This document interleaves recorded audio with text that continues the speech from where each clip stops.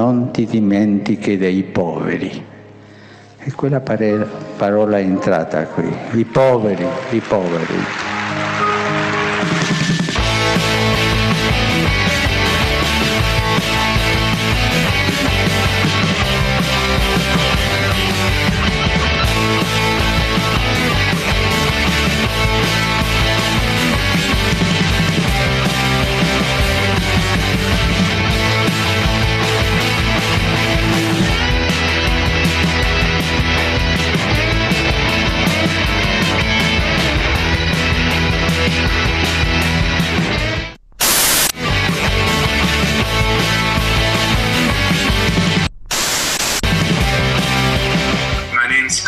Jobs: cooking, cleaning, bathing, toileting, looking after the daily needs of children and the elderly. Respect or access to high-level decision-making to women who spend their lives providing care. Make proposals as village. Our village is called Work and Care. So to this second webinar of the Economy of Francesco. Everything that you did to the smallest of my brothers, you did for me. This is what animates everything that I do.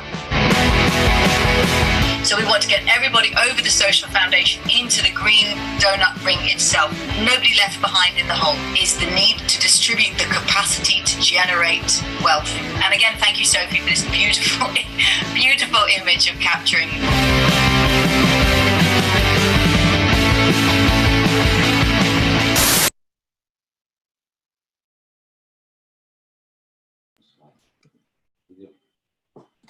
Hi everybody. Hi everybody, and welcome to this webinar. We are very pleased to have J.Sachs as our guest today. But before we start with the webinar, I want you to join me on Mentimeter. So you have to go with your device, so like your mobile phone, on the website called menti.com. And so you should see now my screen. You see up there, there is menti.com. You see? And you use the code 158837. So do that. I give you a few seconds to join me. And then we will ask you a first question, which is, are you happy now? So please tell us, how much are you happy on a scale between 0 and 10? Okay, I see people already voting, so please do. Lift it down, lift it up.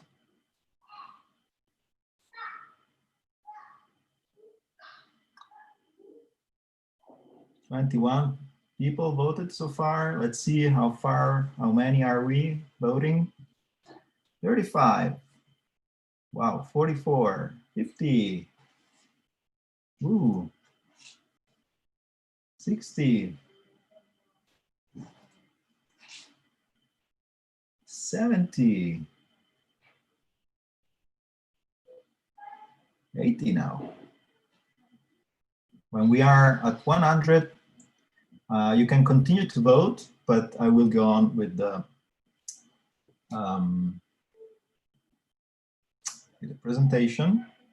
So you can continue to vote now, but let me be back here. So let me say that translations for this webinar are available.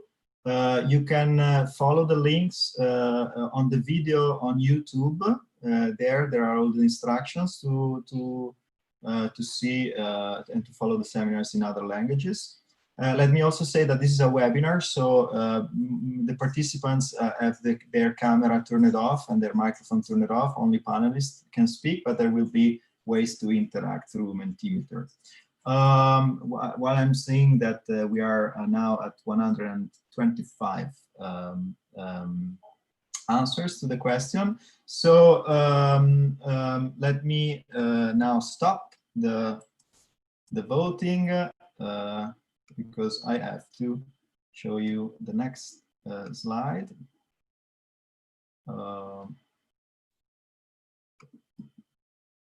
So what are we going to do today? So today's webinar is actually the fourth among these on-live seminars towards a post-COVID better world, which are organized by the Economy of Francesco. So at the same time, this is also an event of our village. As you know, the Economy of Francesco is divided in 12 villages. Our own is the Happiness and Policies, and we are starting today a month-long discussion about happiness that will end with a live cafe where we will discuss and take conclusions about all other discussion. And finally, this is also the first event of our School of Civil Happiness. So we are starting today this school, which basically it's an introductory crash course in the civil economy and happiness studies that will go through all the summer until the very end of this journey towards Assisi. And more details will follow, so you can already find the next the coming up events. If you want to be updated, just write an email to our email address. All right, so let me now give the floor to Luigino Bruni, which will introduce us Jeffrey.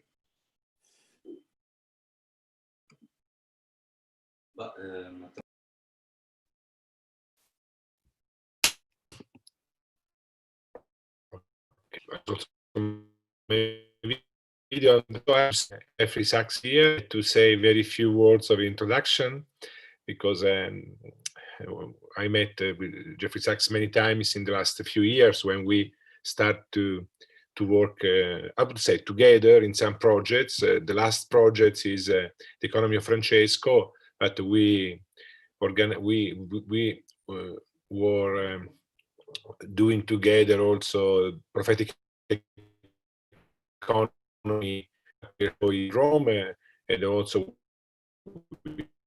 a couple of issues. And then I'm very, very happy that J.Sachs is with us in the first seminar of the policies for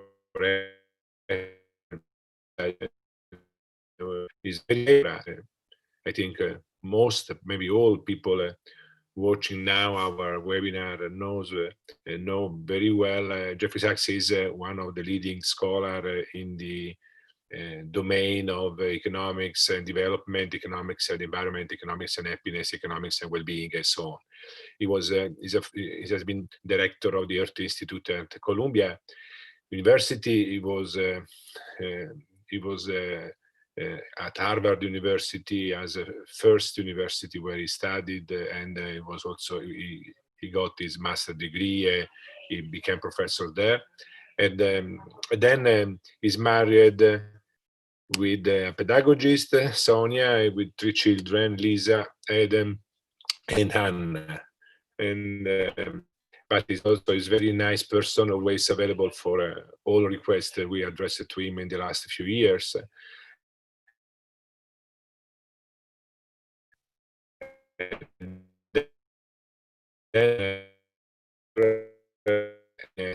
To what Jeffrey will to us. Thank you very much, Jeff, for your voice to share with us now.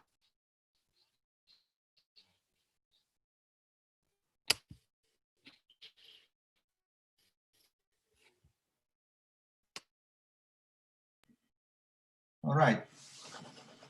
So I had some problems hearing Luigi. I don't know whether you also have. But Jeff, the floor is yours. So I would like you to have like 10 minutes of crash on happiness. So let us know what we need to know about happiness. Matteo, thank you very much. Luigino, thank you very much. And members of the Economy of Francesco, what a pleasure to be with you, and how much we have to do to think about and to change the way things are right now. This is a process of change that we really need. The idea of happiness is fundamental for us as individuals, for our society, for our politics, for our civilization, for the well-being of the world. It's an ancient topic, and I think for us, it's important to start with the ancients, with the Greeks, and with the ideas of happiness, and to understand how the message from the ancient Greeks, from Jesus at the Sermon on the Mount, from the philosophical thinking about happiness for more than 2,000 years, can inform us on this central topic today. Aristotle, the great philosopher, put happiness at the very center of ethics and his thinking about our lives. He said that the summum bonum, the highest good, is happiness, what in Greek is eudaimonia or evdaimonia, meaning a life of happiness and thriving. And the two greatest works in secular ethics and in politics were written by Aristotle as back-to-back and interlinked meditations on happiness. The first being the Ethics, or the Nicomachean Ethics, and the companion volume, the Politics. So happiness was related to ourselves as human beings from the start, and also to ourselves as political animals, zoon politikon, the idea that we are, by our human nature, members of a society, and therefore political members of society. So what did happiness mean for Aristotle? The whole ethics is devoted to the question, what is happiness and how to achieve it? And Aristotle starts by saying you can't make a checklist. It's too complicated and too context specific. But it is about choosing life in accord with human nature, which Aristotle believed was the rational nature of human beings, to think about our place in our society, and to think about the future in a rational way. So for Aristotle, happiness is and is achieved by the cultivation of reason and the excellences of the use of reason to choose good lives. Good lives are choosing ourselves a direction that is meaningful over the course of our life. And it is also choosing friendship, choosing sociality, choosing to be good citizens. Aristotle's point that I think is absolutely crucial is that choosing a good life is not a reflex. It's not automatic. It is not something that just happens. It is not what economists are taught on the first day of economics, a utility function. Choosing happiness is a matter of cultivating the capacity to choose well by cultivating the excellences of personality, of our traits that enable us to be good human beings. So for Aristotle, the essence of happiness is cultivation of virtue. It's through virtue that we find good lives. And Aristotle discusses several virtues, and the Greeks, of course, emphasized four main virtues. They emphasized, most importantly, the virtue of practical wisdom, which is having the wisdom to make good choices that are conducive to a good life. They called that phronesis. The second virtue is the virtue of bravery or courage, to be true to one's self. The third virtue is the virtue of temperance, to be moderate in tastes, to be moderate in the pursuit of pleasures, to be moderate in the pursuit of wealth and other attractions that can lead us astray. And the fourth virtue is the virtue of justice, the idea of fair dealing in our relations with others. And I think this is a very core and powerful idea that 2,300 years later, to my mind, is a lasting contribution and starting point for us in the 21st century, that happiness comes through virtue. Virtue must be cultivated. The cultivation of virtues include, most importantly, the practical wisdom to be able to learn to choose well in one's life. But they include virtues that are both individual, the virtues of moderation, temperance, truth to one's own being through the courage to be truthful, and also the virtues of our sociality, which Aristotle emphasized as the matter of justice. This virtue tradition is fundamental, in my view, because it is at the basis the idea that happiness is not something that just is by how wealthy you are, how much income you have, how many friends or followers you have on Twitter. Virtue is a matter of character, and happiness comes through character. And character is not something that just happens to you, it's something that is your lifetime process of building and cultivation and development. I think the next great idea of happiness is Jesus at the Sermon on the Mount. Beatitudes is about happiness. Literally, the beatitudo is Latin for happiness. And when Jesus talks about blessed are the poor, or blessed are the meek, or blessed are the peacemakers, we may sometimes translate this, and this is what I thought for many decades, that blessed meant blessed by God. But the real translation is makarios in Greek, is happiness. Happy are the poor, happy are the peacemakers, happy are the meek. And this is extraordinarily important. Jesus is talking about a path of happiness. Happiness also through fulfillment, through our deeds and our actions and our character.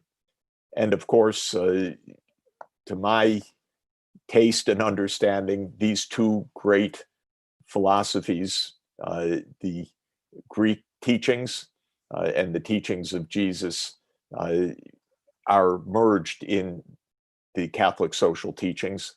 They have been part of the heritage of Western civilization from the earliest days.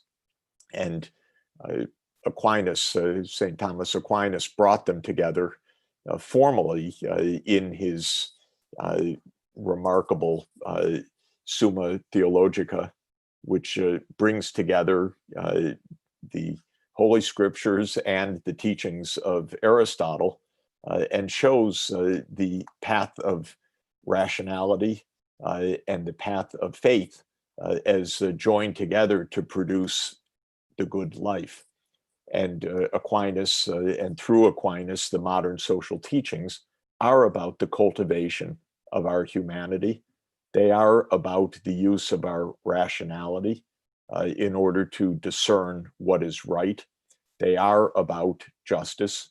They are about sociality.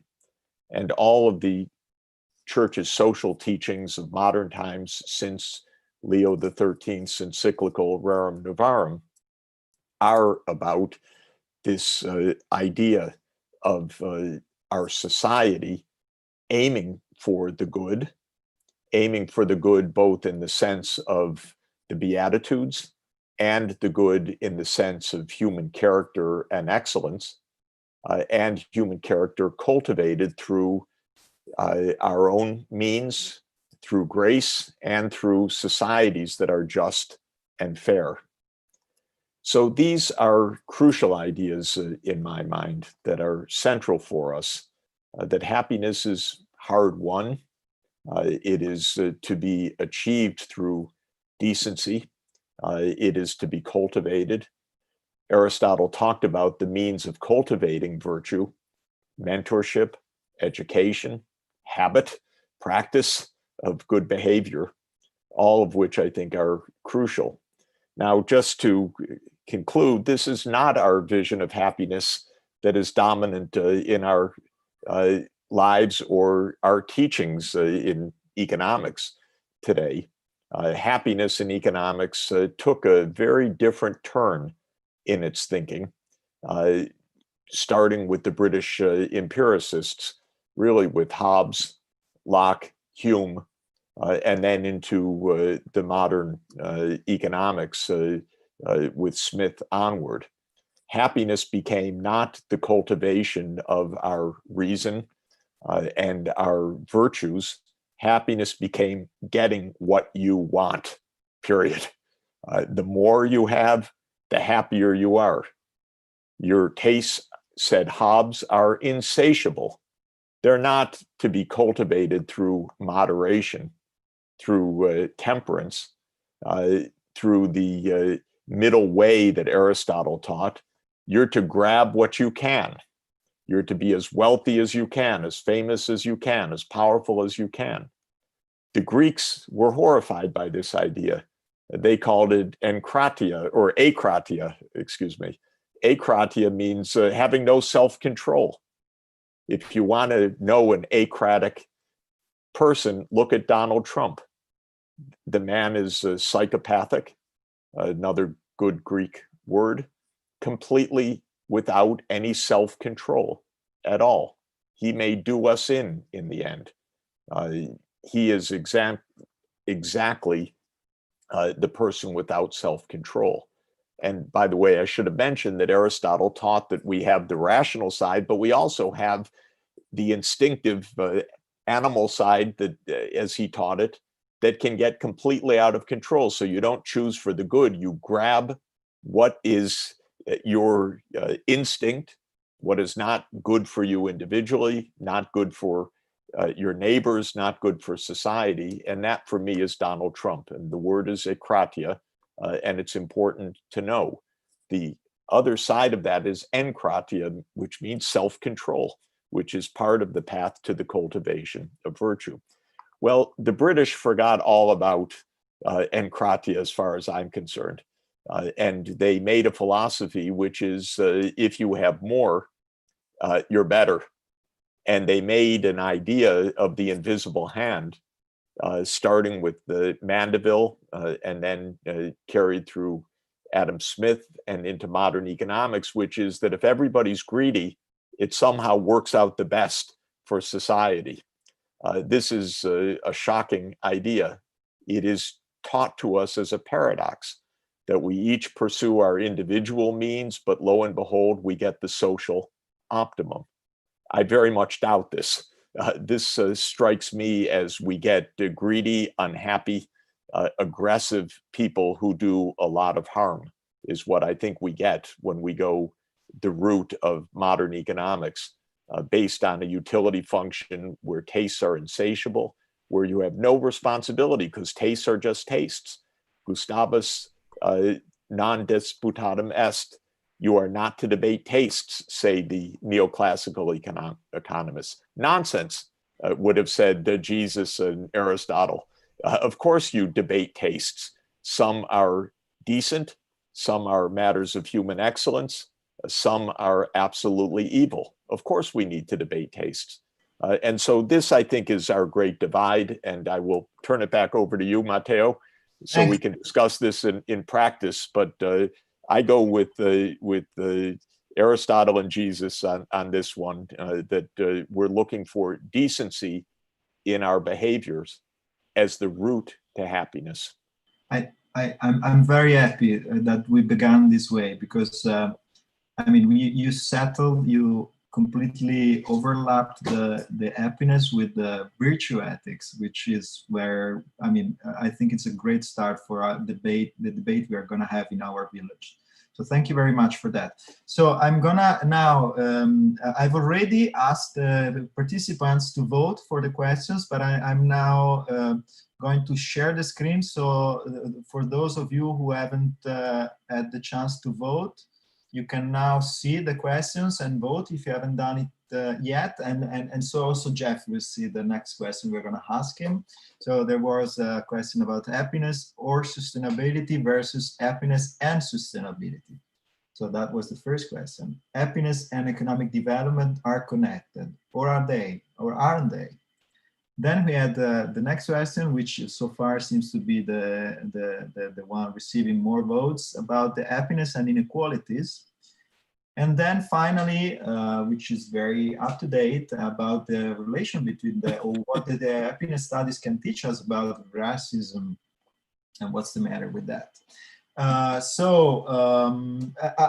Let me, while we receive the last votes, to thank all the participants in our village that have submitted their questions, their idea for questions. We have elaborated them a little bit. Some of them are on this slide, some of them will be later.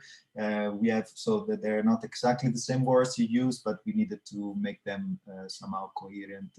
So I think the floor is yours. You should pick the most voted or the one you like. So, well, I'll start with happiness and inequalities. That's getting a good bump in the vote, and I think that there are two aspects of that. One is the underlying drive of inequalities of wealth accumulation and commercialism that became even admired in the modern capitalist economy. And we can say something empirical about this question. Does a life aiming at wealth lead to personal happiness? And the answer is no. The answer is very conclusively no. When psychologists measure happiness, like you did at the beginning of the hour with the scale of 0 to 10, a measure that is sometimes called the Cantril ladder, asking people, where do you stand on the ladder of life, with the bottom rung being 0 and the top rung being 10, and get an assessment of people's own self-evaluation of their life, and then relate that to various traits or values. The value of seeking to get rich does not score well as a predictor of well-being. Indeed, it's got an adverse effect. Tastes, if they are insatiable in the Hobbesian way, are also a source of unhappiness. You can't achieve what you want. And Hobbes had a very dark view of human nature. He said that you could not achieve happiness. He thought the best one could do was to stop from killing each other with the political Leviathan over us.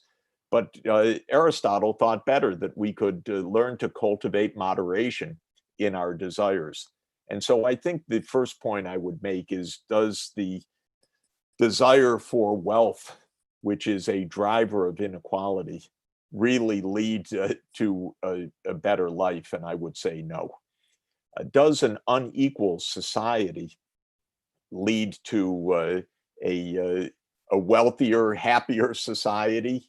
This was an idea that Bernard Mandeville put forward in a scandalous but hugely influential poem at the beginning of the 18th century called The Fable of the Bees. And the idea of the Fable of the Bees is that by aggressive greed that is unleashed in society, you end up with societies that are wealthier and therefore happier. And I thought I would read just a little bit to show how shocking this idea is. He talks about the beehive that is the wealthiest of all the beehives. Maybe it's Britain in his age, or the United States today. And he says, thus every part was full of vice, yet the whole mass a paradise, Flattered in peace and feared in wars, they were the esteem of the foreigners, and lavish of their wealth and lives the balance of all the other hives. Such were the blessings of that state, their crimes conspired to make them great. And virtue, who from politics had learned 1,000 tricks, was by their happy influence made friends with vice. And ever since, the worst of all the multitude did something for the common good. What he's saying here in this poem in 18th century English is that by being greedy, you end up being powerful, wealthy, and happy.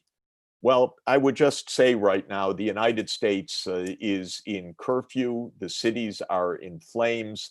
The inequality of our societies is not leading to happiness. It's leading to perhaps martial law because we have such a psychopathic president. So it's a terror. Wealthy, yes, absolutely. The most billionaires in the world. Also inequality that is shocking, and unhappiness that is shocking as well. What happens in highly unequal societies that leads to this unhappiness? First of all, the wealthy lose all self-control.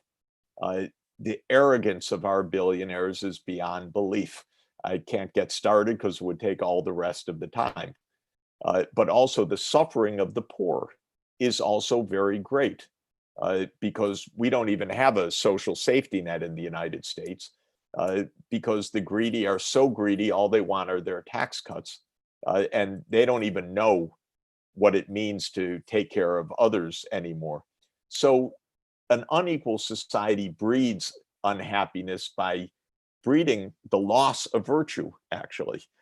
It also leads to the takeover of the state by the oligarchy. This was something that Aristotle also wrote about in the Politics.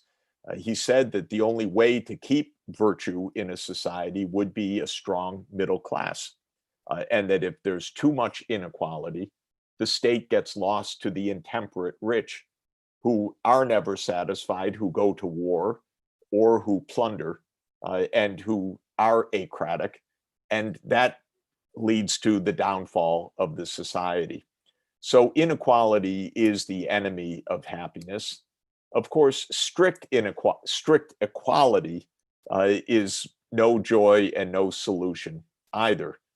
What we're looking for, I believe, in both our personal search for happiness and our social search for happiness is the Aristotelian moderate way. We're looking for a moderate path.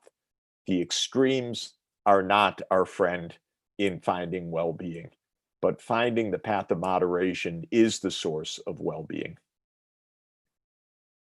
Thanks.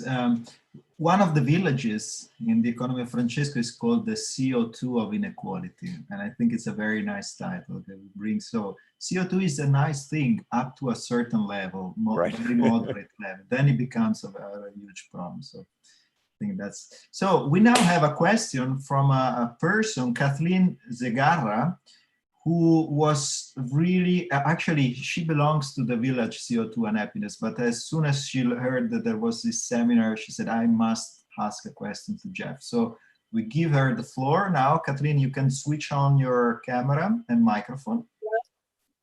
And I will do switch off mine. We don't see you yet. Yeah. And I have a question. Yeah, sure. High Economy of Francesco community and J.Sachs and from Peru, and I am follower of your incredible work about sustainable development and public policies.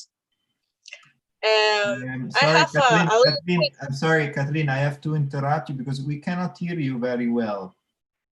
So we cannot, so maybe, do you want to write the question in the chat so we answer? Okay. Or let's try once again. If it doesn't work. Maybe Kathleen, if you're not on speaker, it might be better. I'm not sure. Okay, you hear me? Yes. Yeah. I have a little question. How public policies of happiness can help us overcome inequalities in this pandemic context? Thank you. Great. Thank you very much. Oh, Matteo, yeah. I didn't know what the question was from Kathleen, but since it is related to the pandemic, and since also the next question is related to the pandemic, let me join them together. So I will ask so to the people now to go back on Mentimeter. So let's keep the Kathleen question about policies in mind, but let's also add this to the component. So go everybody on Mentimeter. And now you have to write, sorry, I'm not sharing the screen. Here, share the screen. Okay, so you now should be able to write the first word that comes to your mind that relates to COVID-19. Yeah, and yeah, maybe something about yourself, how you live this pandemic. Yeah, okay.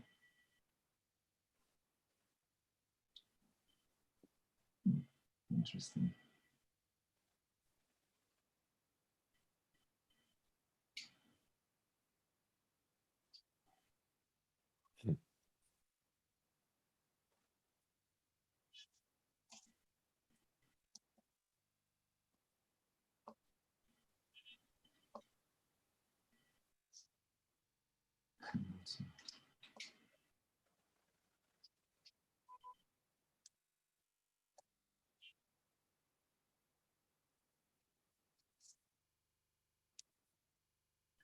Okay, beautiful. So I see that we see a path here. So let me ask Jeff to comment on that. So, I mean, taking inspiration from these words and what we can learn from the happiness studies, and also in terms of policy answers to the.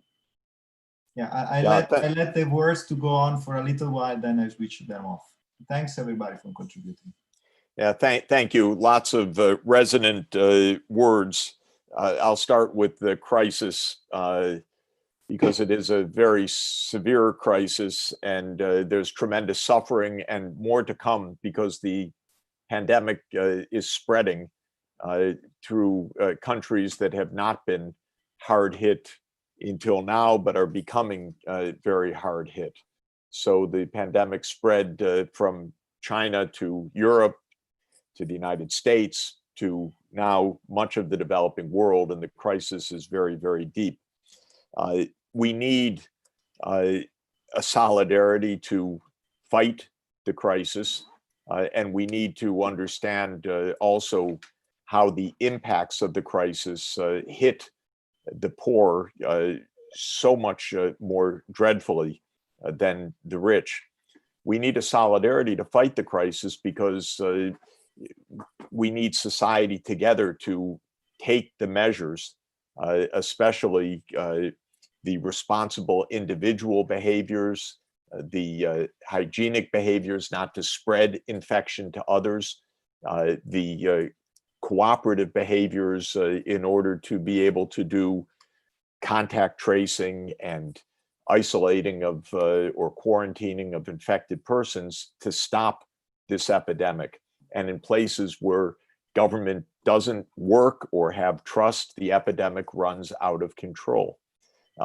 So we need solidarity to control the epidemic, but we also need to understand that when a huge disruption comes to society, whether it is this pandemic or a natural disaster or some refugee crisis, people that don't have any buffer of income or wealth are pushed to the limits of survival. And this is what's happened in my country, where people who already were earning very little are losing their jobs or forced to work in extremely dangerous circumstances because they have no choice. And many poor people, many more poor people are becoming infected than rich people, not surprisingly, because poor people don't have the means to stay safe. They live in crowded conditions. They have to go into dangerous places and so on. Internationally, we need solidarity because poor countries are, of course, getting desperately slammed by the economic implications, the loss of remittance income, the loss of export earnings, the loss of jobs, the costs of economic lockdowns. And where is the solidarity of the rich world in all of this? Again, in the case of the United States, Trump stopped funding the World Health Organization at this midst of a global pandemic. That shows, unfortunately, the disordered mind, the pathology, the psychopathy of this man at this moment. So it's a horrible point. In other words, to fight an epidemic, you need solidarity, you need attention to the vulnerable, you need society behaving together with trust for the common good. And in highly unequal societies, in the United States, in Brazil, in other highly unequal societies, the pandemic just runs out of control, and the leaders who are representatives of the oligarchic class don't care. This, I think, is an important point to understand. Trump has presided over 100,000, 110,000 deaths in the United States, and he doesn't care. This is what makes me both sad, angry, and fearful in the context of my country. Matteo, you're on mute. Great. Thanks a lot. So we have now another live question from Loredana. Loredana is part of our team in the village. So she's a hard worker, and without my team, I would be lost. So I thank them for their effort and for their contribution. So Loredana, what's your question for Jeff? Hi, everyone. It's such a pleasure and honor to have Professor Sachs with us. So thank you for being here. And so here is my question. In the debate surrounding the notion of happiness, relying on individual satisfaction and well-being is challenging at many levels. For instance, let's think of Amartya Sen's view of the happy slave, namely the idea of adaptive preferences, and that some people, such as the poor and most vulnerable, adapt more easily than others to their current state of life. So freedom to access a broad spectrum of opportunities like education and healthcare is essential. The current COVID crisis is teaching us how relationships are vital for happiness.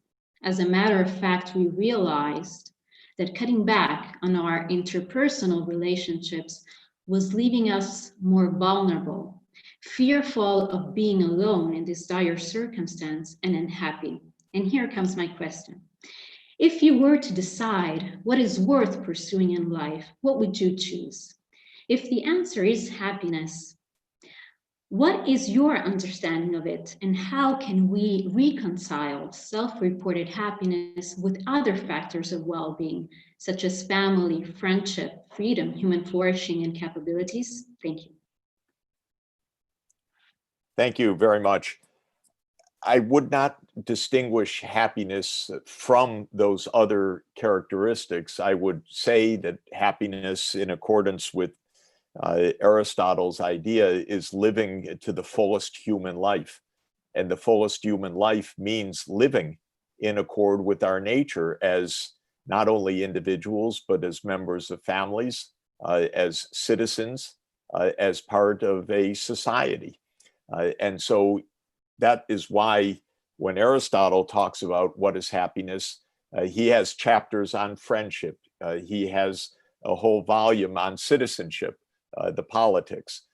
Happiness is living in the excellence of our human nature. And our human nature is a social nature. It is a political nature.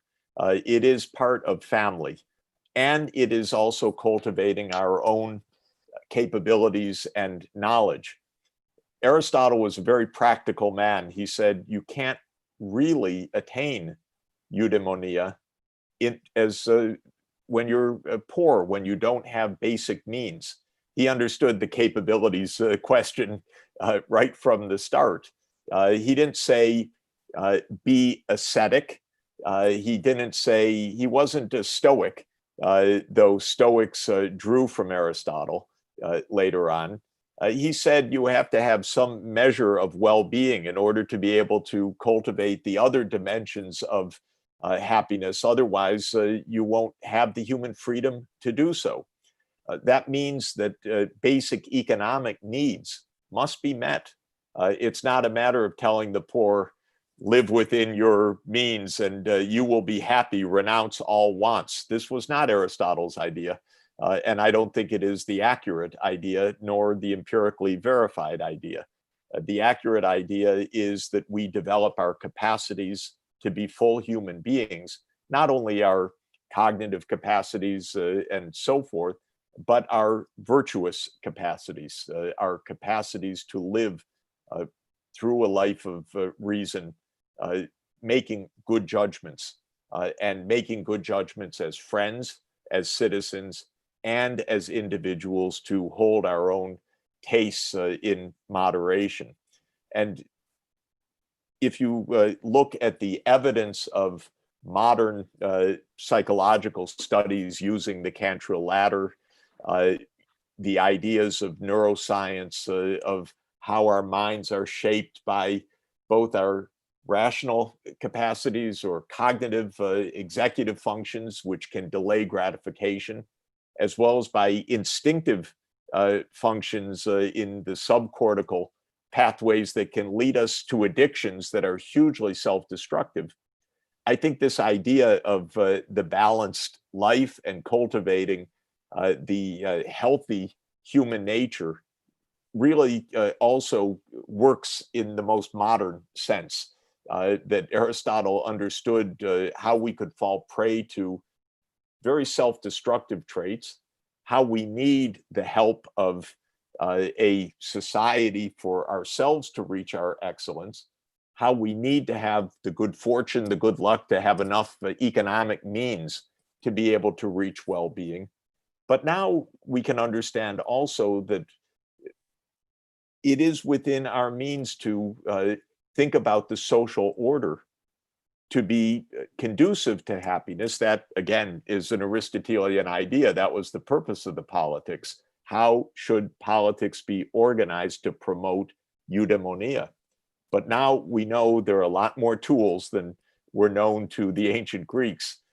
Social democratic institutions, universal access to healthcare and to education, basic ideas that we don't even have in the United States because we are prone to the libertarian ideas that don't make sense and don't actually achieve well-being, but are go get greedy, make whatever you want without the need to cultivate a society of virtue. So I think what we learned from all of this is that the idea of happiness, in my view, is cultivating the best of our human nature, but understanding that we are also prone to very dark sides, whether it's temptation and addiction, or whether it is violence against others, whether it is racism. These are also a part of human nature that we aim to diminish relative to our rational faculties and our excellences through a cultivation of virtues. This is a matter of both self-control as individuals and societies organizing our principles to promote the best in us, not to promote the dangerous side of us. It's a very Christian view, it seems to me, as well, understanding that we do have different sides of our human nature, and the idea is to cultivate the kind that can lead us to happiness and well-being. That's work. That's not automatic. That is self-understanding.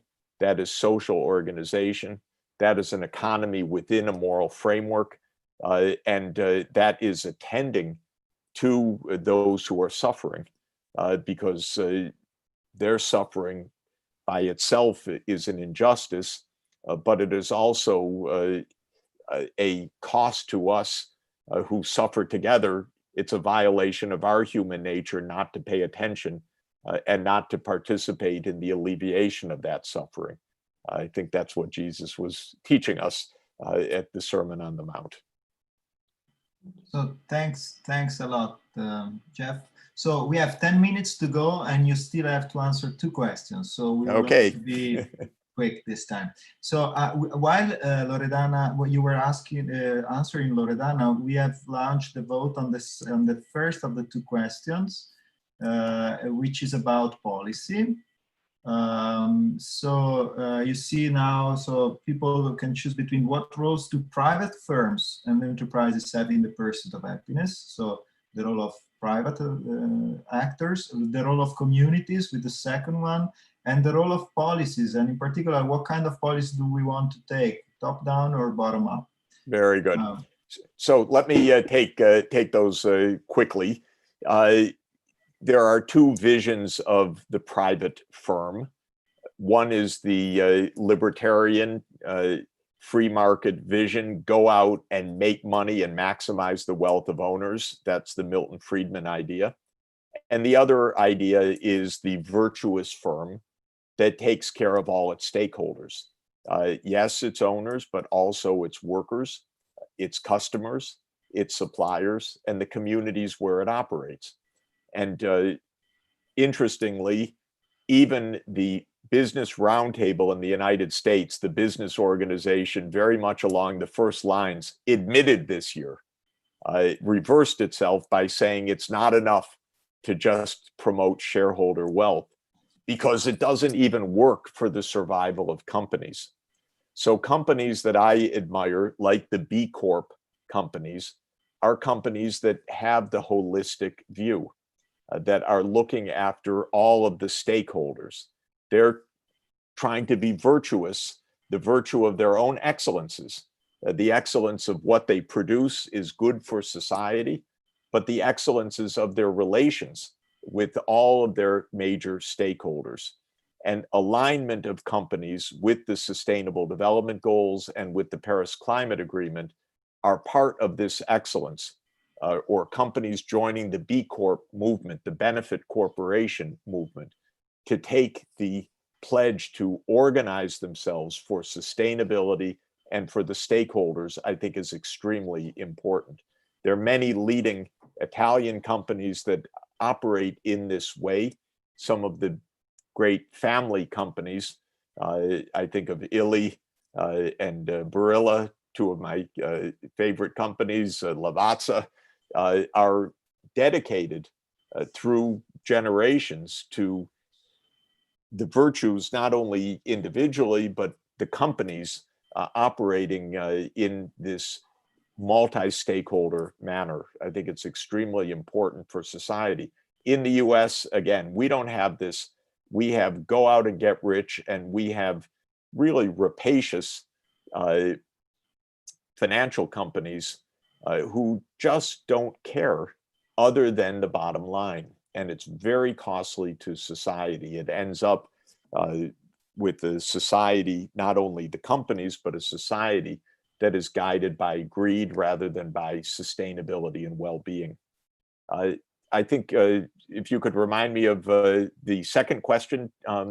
So in the meanwhile, the third question took over. It was about policies, but I think we are running out of time. So you owe us an answer for the next time we meet. Could I say something very quick? Super quick. Okay, very quick. Bottom up, top down, it's both. Follow the Aristotelian idea of the middle way. It means don't expect the answers only on one side or the other, but through things like subsidiarity, where certain things are solved at a high level of governance, certain things are solved in civil society, in the grassroots movement, because the problems are complex enough that they require attention in both directions. Matteo, we'll leave it at that point then. Yeah. Good. Okay, so 5 minutes to go to the next question, but I have to share the screen once again. So we wanted to end with by provoking you, but you anticipated us. So we wanted to provoke you by providing you with the definition of the perfect joy by St. Francis. But I think that you right answer from the beginning, starting and basically telling us that happiness is about virtue. So I think that part is already answered. So no provocation. We weren't able to provoke you, but I think Luigino might. So here there's a title, there's a book of Luigino that was really meaningful for me because this is really provoking. So Luigino argues at a certain point that there are some lives, some vocations that are inherently unhappy, and they still need to be pursued. And he makes the example of Moses, the prophet. But he knew he was not going to see the Holy Land. He knew it, and still he led the Jewish through the 40 years in the desert. And so what's your reaction on that? And so what if I can add one word, Matteo, is that yes. That according to me, the most important happiness is the happiness of our children, not ours. This is, I think, one of the huge message of the Bible also, that our happiness is important, but most important is the happiness of the children. Well, and that's an idea, Luigino, as you know, also of the Greeks who, because Aristotle himself in some ways said you can't really know whether someone's happy until you see their grandchildren. And the idea is what is it in the world that they bring about?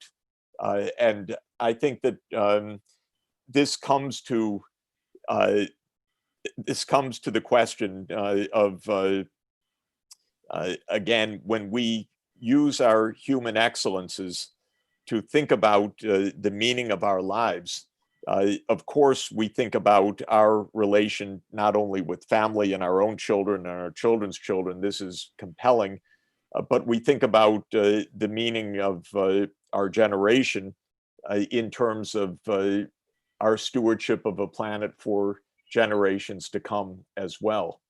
And it does mean that the virtue of sustainability, something that Aristotle or the ancient Greeks couldn't have imagined in our current context, has to be a source of our happiness. But I think the Moses example is an excellent one.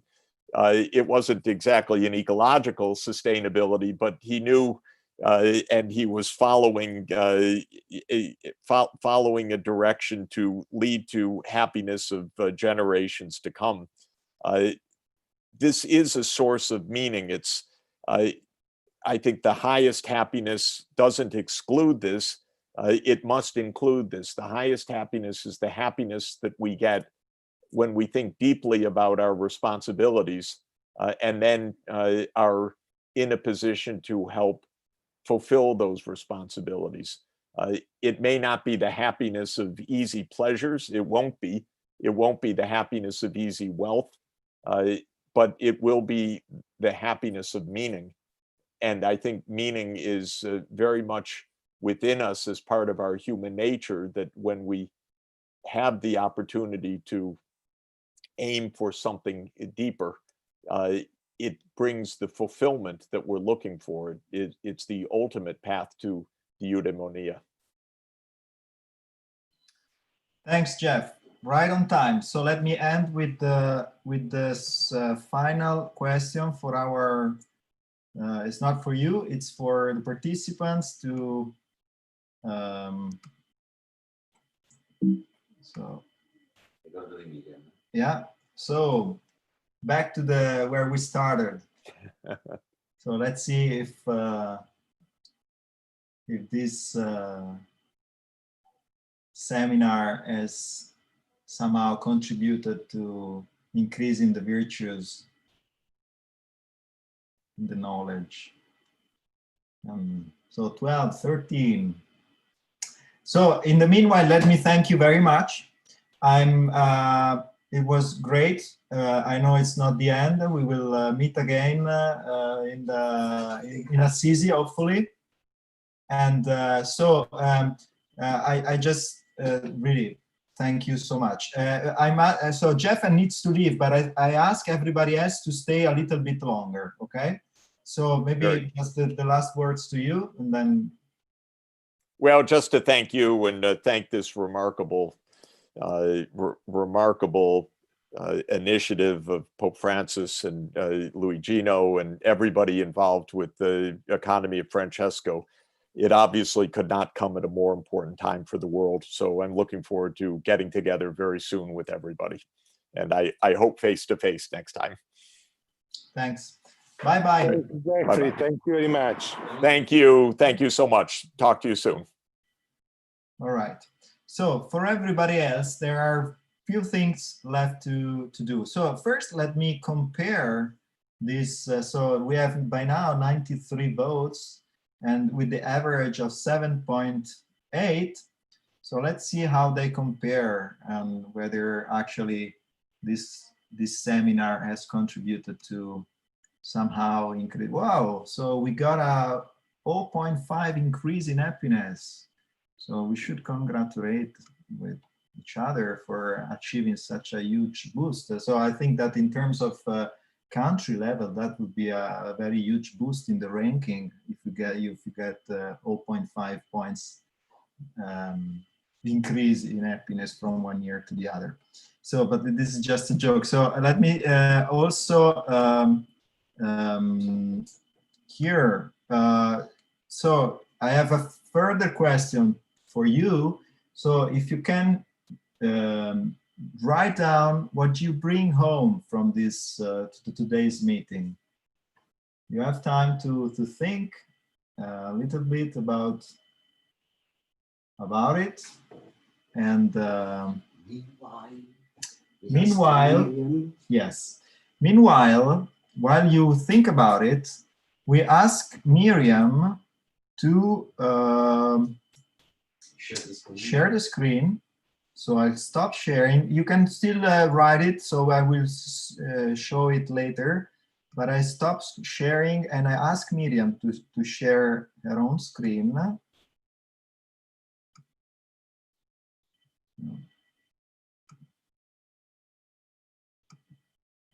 Miriam, I see you on the webcam. So Miriam is a participant in our, oh, beautiful. So she's a participant in our village, and she is a visual, or she was our visual recorder today. So what an, oh, yeah, let's turn it the other way. Oh, yeah, here you go. So this is, thanks, it looks awesome. Beautiful. That's so nice. That's gonna be very high on our blogs on the Mighty Network channel of our village. So thanks a lot, Miriam, for taking the effort. Thanks to everybody. You can't believe how many people worked on this webinar. There are people with the translation, with the videos, and it's really a great team. So thanks really to everybody. But let me go back to the, so Miriam, I stop your screen and I'll share mine for, yeah, so here you see the words that what you bring home. So here is, ooh, let's see, happiness. So I will scroll it slowly, so you can all read it. Yes. So while I scroll it, the pursuit of virtues, I like that. Virtue. A lot of virtue. That's perfect. That's what we wanted. The message, the take-home message for today. Virtue beats happiness, or virtue Happiness is about virtue. That is a great take-home message from today.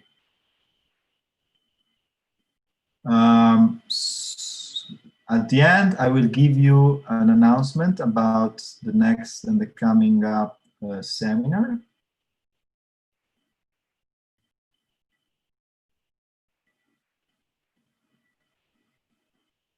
Yeah, ancient Greeks, always modern. That's so true. Aristotle wins. Love, never lose, for sure. Yeah, it's awesome. True.